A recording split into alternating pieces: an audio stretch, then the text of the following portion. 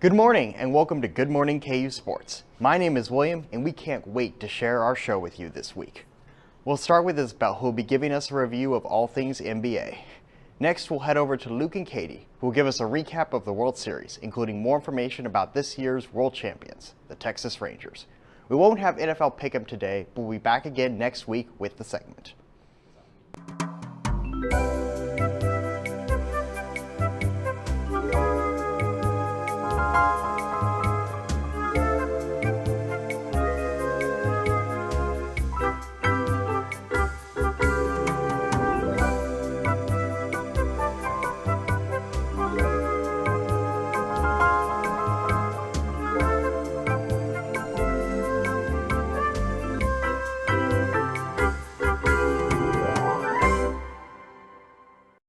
After a short break, Olivier will give us a recap of KU basketball and their first win against Fort Hays State in the exhibition match.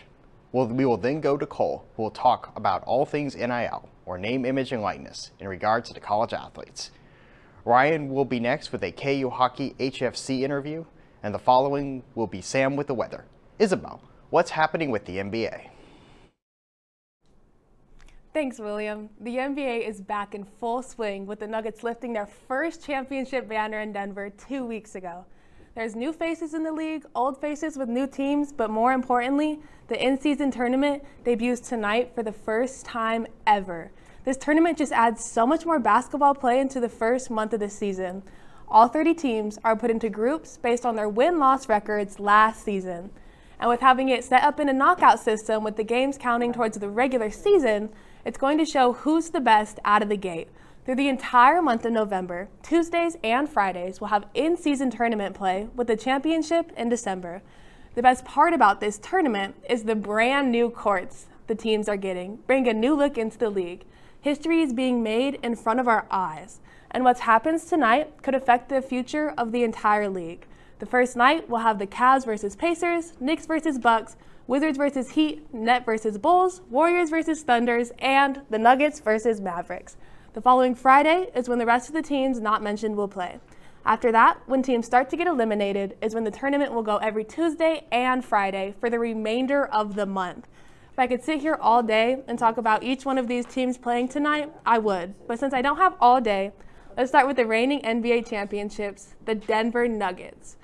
Although they took their first loss of the season 2 nights ago, losing to the Timberwolves by 20, they came into the season looking strong and scary. All starting 5 return, plus the anticipated 6th man, Christian Braun. Not to mention new additions like Zeke Naji absolutely destroying the court. He fits the team like he's played there for years. They are playing like there was never even an offseason, and the team chemistry on and off the court is unbelievable. Don't get me wrong though, the Mavs are equally coming hard this season, especially after missing a spot in the finals run. They made a lot of postseason moves with re-signing Kyrie Irving and trading for Grant Williams, which has clearly paid off, considering they're going into tonight 4-0. Of course, Luka is the same beast he's been the past season, and with the new looking roster, this team needs to be put on the radar. The Nuggets and Mavericks were fighting for the top spot in the West, but following the Nuggets' loss, the Mavs took the top. Without a doubt, this season tournament will show who deserves to be number 1 in the West. Talent keeps increasing in the NBA alongside play, competition, and this tournament is a perfect way to showcase it all. But there's a lot of moving elements to this new season and tournament, and it's either going to be the best idea ever or a dumpster fire, and there's no in between. And the only way to tell is by watching tonight. But it's finally basketball season again, so buckle your seatbelts and enjoy. Because for at least the next month, if not 2, there will be an NBA game every single day. Now, let's take it to Katie and Luke for a review of the World Series. Thanks, Isabel. I'm Katie, alongside Luke, and we'll be breaking down the Rangers winning their first ever World Series Wednesday night. In an upset-filled postseason, Luke, how are the Rangers able to dominate and get this ring? Yeah, Katie, I mean, the Rangers have been nothing but outstanding in these playoffs. And after making a lot of key moves over the offseason, picking up guys like Corey Seager, Evan Carter, John Gray, and more, they've just been dominant through this post-series. Now, one of their things that they have had is their ability to score early in games. And last month in October, every game that they scored first on, they ended up winning. Now, Another undefeated stat about them is that they had a perfect 11-0 record on the road in these playoffs, which is the longest postseason and game-winning streak in MLB history. The offense has just been on fire, and a lot of guys are getting up insane batting numbers. I mean, who do you think has been one of the highlights of this post-series? Yeah, I want to highlight Adolis Garcia, who absolutely lit it up for the Texas Rangers. He had 6 home runs throughout the postseason and really carried the team. Kind of continuing on with those free agent acquisitions. Marcus Semien was another great pickup in the offseason 2 years ago by the Rangers, alongside trading for left-handed starter Jordan Montgomery. And those players really helped carry the Rangers, on that perfect 11-0 road stretch in the postseason. Yeah, I mean, going back to Corey Seager, the 2020 MVP does it again. 2023 World Series MVP now, and obviously the $325 million contract for 10 years was a big pickup for the Rangers. And he's just been nothing but outperforming for them, solidifying himself as one of the best players to do it in the game, and just even better in the postseason. Yeah, I also want to highlight John Gray for the Rangers, who stepped up huge this year's fourth inning. Home with another 0-2. Strikes out the side. Scherzer had to be pulled early due to an injury, and Gray came in and threw 3 big innings for the Rangers, which helped them win that pivotal game. As a Rockies fan, I love seeing that because Gray pitched in Colorado for 7 seasons, and honestly, we did not have much else to cheer for this year. Also, shout out Bruce Bochy for winning his 4th championship. He's going to go down as one of the greatest managers of all time, and very well deserved. Luke, what are your thoughts on, Bochy getting that 4th championship? I mean, if that doesn't just solidify him as well as just one of the best managers, I don't know what does. After all the moves and just getting World Series after World Series, you can't really do much more than that. So another great MLB postseason comes to a close after a really crazy month of October. And congrats to the Rangers on a great run. After a quick break, we'll send it over to Olivier with a review of KU basketball.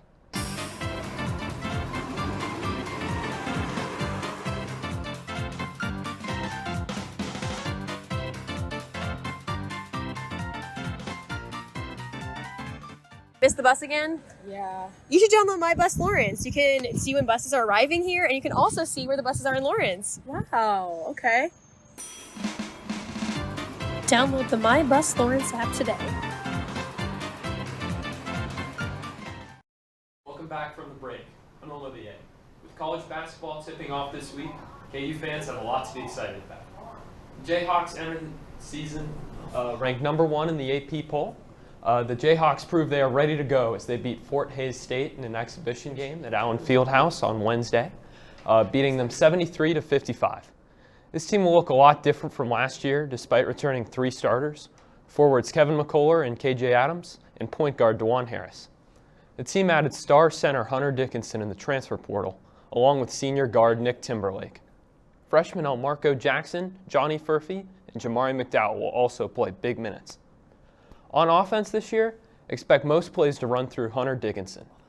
The preseason All-American is a skilled scorer, shooter, and passer. One of the primary actions should be the pick and roll between him and DeJuan Harris, which could be a lethal combination. There will also be plenty of touches for him in the post, where he can go to work when he has a good matchup, or pass it out to a shooter if he draws a double team. When Dickinson is on the perimeter, he's a good enough shooter that teams will have to stretch out to guard him, clearing space for cuts to the basket and post touches for KJ Adams. This team's full of wings who are great at moving without the ball, so expect lots of alley-oops, backdoor cuts, and driving lanes to open up. Outside shooting may be this team's biggest concern, but Nick Timberlake is an excellent three-point shooter, and Kevin McCullough's shot has looked much improved in the preseason. Bill Self has also expressed how he wants DeJuan Harris to be more aggressive shooting this year. He's always going to be a pass-first player, but if he knocks down more of his open looks this year, Kansas will be that much harder to guard. On defense, Kansas should be as stingy as usual. DeJuan Harris, Kevin McCullough, and KJ Adams are all elite defenders. They should create a lot of turnovers and lock down their guys most of the time. Last year, KU played a smaller, more athletic lineup with KJ Adams at the 5. But with the addition of Dickinson, KJ Adams will get to thrive in matchups where he isn't at a size disadvantage and can wreak havoc as a help defender. Dickinson has his limitations on defense, but for what he lacks in movement skills, he makes up for with good rim protection. The rest of this team is more than good enough to help him out. With so much talent, this team expects to be around in late March with the chance to cut down the nets. The Jayhawks open their season Monday night at 7 against North Carolina Central. Let's go to Cole, who's going to talk about NIL for college athletes or name, image, and likeness. All right, thank you, Olivier. I'm Cole, here to give you a look at the top college players and what they are currently ranked in NIL evaluation. On3.com is a website that determines how all college athletes are ranked in terms of name, image, and likeness. These athletes receive a monetary ranking based on performance, influence, and exposure. Some of the top college athletes are making brand deals with large companies, boosting their NIL valuation and profits they receive from these deals. As of this week, here are the top 5 college athletes with the highest NIL valuations. Starting at number 5, we have Caleb Williams, the standout junior quarterback from USC. Williams has an NIL valuation of $2.8 million. Williams has over 2,646 passing yards for the 2023 season. Originally committing to Oklahoma out of high school, Williams transferred to USC in February of 2022. Williams has also thrown 25 touchdown passes this season and is ranked as On3's 3rd best player in NIL valuation for college football. Williams has deals with the Tommy Group, Dr. Teal's, and Wendy's. He has been a stud this season for the Trojans and is looking to have a very successful season. At the number 4 spot in NIL valuation, we have Arch Manning, Texas freshman quarterback. It is impressive to be playing on one of the best football teams in the country, but it's even more impressive to be worth $2.8 million out of the gate. Though Manning has no career stats for the Longhorns yet, he has made a name for himself as an athlete. Throughout his high school career, Manning threw over 8,539 passing yards all 4 years. Even as a quarterback, he averaged 748 rushing yards as well. Manning's main NIL partner is Panini America, which is a sports card company. I can't wait to see what Manning's career looks like in the near future. And sitting at number 3 spot for top NIL valuation is Livy Dunn, famous TikToker and junior gymnast at LSU. Dunn has 12.1 million followers on all 3 social media platforms, Instagram, TikTok, and X. 7.5 million of those followers come straight from TikTok. Dunn partners with Omaha Productions, Leaf Trading Cards, and Drink Brand Accelerator. An All-American bar, Dunn has a career high of 9.925 on this event. Because gymnastics is huge at LSU, it'll be interesting to see how Dunn will perform her senior season. Coming in as the 2nd highest NIL evaluation is Shedeur Sanders. Shedeur Sanders is the junior quarterback at the University of Colorado, being coached by his father and head coach Deion Sanders. Sanders has NIL valuation of $4.6 million and is ranked the number 1 ranked college football player in NIL valuation. Sanders is helping to rebuild Buffalo's football program, throwing 2,637 passing yards and 22 touchdowns this year. And Sanders is partnered with Topps Urban Outfitters and Beats by Dre. Sanders has a big role in changing the game of college football based on his NIL. Finally, consistently sitting at number 1, we have Bronny James. Bronny James, son of famous Laker legend LeBron James, has an NIL valuation of $5.9 million between Instagram, TikTok, and X. James amasses more than 13.5 million followers. James is a freshman point guard at USC and has deals with companies such as FastX and Beats by Dre. Even though he's the heir to his father's name and legacy, James has standout statistics as he averaged 13.8 points, 5.5 rebounds, and 2.7 assists as a senior in high school. Keep your eye on Bronny James as we head into the 2023 basketball season. That's all I have for the top 5 NIL evaluated players in college athletics. After a quick break, we will have Ryan back with an interview about KU's hockey HFF game.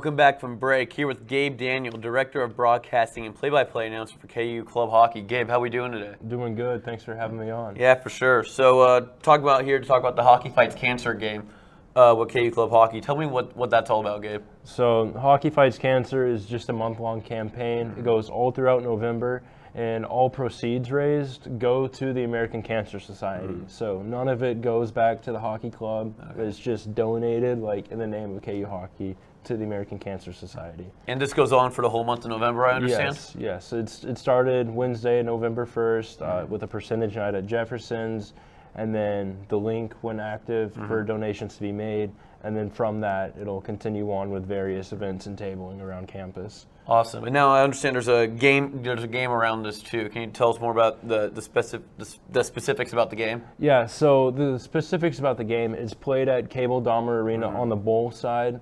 So we normally play on the smaller community ice side, but just everything we go to like builds up around that game.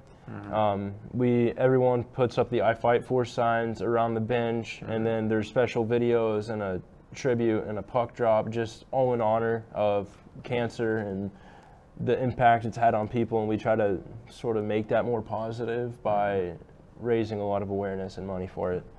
Now, talking about how that means to you, what this means to you, what does Hockey Fight Cancer mean to you? It's hard to put it into words. I mean, in the simplest way, it means everything, just because I lost my father to cancer back in 2012. So that game, I'm able to put a lot more emphasis and significance on his honor. And it means a lot more knowing that I get to have a bigger impact on something more than just KU hockey. Now, from what I understand, you did a puck drop for this game as well, from what I've understood. Yeah. So I think they chose me to do the ceremonial puck drop again in honor of my dad. I did it my sophomore year, which was the first year we did it, and then last year Zach Schubert, his father, had beaten cancer, so we had him do it, and then I guess they wanted to go with me again for senior year. So. Now, in general, why should fans, if we want to move away from Hockey Fights Cancer, just KU hockey in general, why should fans be showing up to KU hockey games? It's a long drive away. Some people don't want to go. Why should fans be showing up for these games? I mean, it's hockey. That's one of the most simple ways to put it. I mean, it's an amazing sport, and I think these guys show just about the same commitment as an actual sanctioned athlete would. They're paying $2,000 a year to play. They're driving an hour just to practice late on school nights. So I mean, it takes a lot more commitment just because you're going so far out to let alone practice and play. Yeah. Well, I appreciate your time here, Gabe. Anything else you want to add? Anything else viewers should know? Roll Hawks, baby. That's Roll Hawks. There you go. Well, thanks for joining us, Gabe, and we're going to send over to Sam now for the weather. Welcome back to weather. My name is Sam, and I wanted to start out with something cool that I saw on satellite imagery in preparing for this show. If you look in Colorado here, this is right over the Rocky Mountains. It's kind of hard to see with the way that the sun is starting to rise over that area now, but the clouds are forming right as the wind pushes from the west to the east over the Rocky Mountains. Those are what we call orographic clouds. These are caused by orographic lift. Simply put, that's caused because you have air being pushed over the mountains, and as air is being pushed over the mountains, that causes cloud cover to form as the air condensates as it is moved upwards. Now, moving our focus back home, the Jayhawk kind of hides it, but we have some light cloud cover over Lawrence right now. And man, what a difference a week makes. Last week it was just completely overcast, dark, cloudy, and cold. But now it is more the exact opposite. 51 degrees right now, and we are returning to fall-like temperatures. We do have some strong southwesterly winds, but those are just helping to bring more warm air into the region. As now we have winds at 14 miles per hour, gusting up to 23. The winds will increase throughout the day as moving on to the hour-by-hour planner to count down to the weekend. Around the lunch hour, it'll be close to 58 degrees. With the winds increasing, we might see some gusts up to 30 miles an hour later today. Then around 3 p.m. it'll be up to 67, probably top out with a high around 70 degrees later today, before dropping off into a nice evening in the 50s. And for the weekend, tomorrow, we do have a system moving through that could bring some light rainfall, especially in the PM hours. Now, this probably won't be that heavy, but if we do get a localized heavy downpour, it may be enough to disrupt some afternoon plans. Before Sunday, the temperatures are going to rebound back into the 70s for a very pleasant end to the weekend. Now, if you followed my forecast for the Oklahoma football game last weekend, I apologize, because the system moved through a lot faster than I expected, creating just a cold, rainy mess with an hour-long lightning delay. But hey, we won the game at least, and that's all that matters, am I right? But I can tell you for the game tomorrow at Iowa State, it'll be much better conditions here. Tailgating before the game, it'll be in the mid-50s. Kickoff, it'll be right around 50 before dropping off into the 40s towards the end of the game. And for this one, I can say with almost 100% confidence, not a single cloud in the sky. The basketball team also begins their season on Monday at 7 p.m. against NC Central. Before the game, waiting outside, it'll be around 64 degrees. Come tip-off, it'll be 58. Then after the game, it'll be 54. You may want to bring your jacket because that 54 will feel a good bit colder after the sun goes down. Now moving on to other sports going on for the next week. Women's tennis competes in the ITA Fall National Championships this weekend in San Diego. Should be beautiful weather for that. Women's swim and dive will be at Nebraska this afternoon with, again, good weather. Volleyball hosts Kansas State this evening in the Sunflower Showdown. Again, 62, partly sunny for that. And women's rowing tomorrow for the Jayhawk Jamboree, time TBA on that event.